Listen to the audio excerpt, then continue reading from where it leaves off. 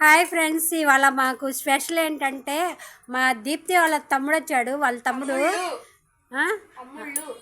తమ్ముళ్ళు అంట. వాళ్ళు ఇంకో ఇదిగో చిన్న ఆయన, ఈయన పెద్ద ఆయన. హాయ్ చెప్పండి. నువ్వు కూడా మా దీప్తి కూడా హాయ్ చెప్తుంది. దీప్తి ఏం స్పెషల్ చేసావు? Chicken curry. ఓకే, ఏంటి అంతేనా? తమ్ముడు వచ్చాడు స్పెషల్ పలా చికెన్ కర్రీ. ఈ గుడ్డు కూడా చూపించమ్మా.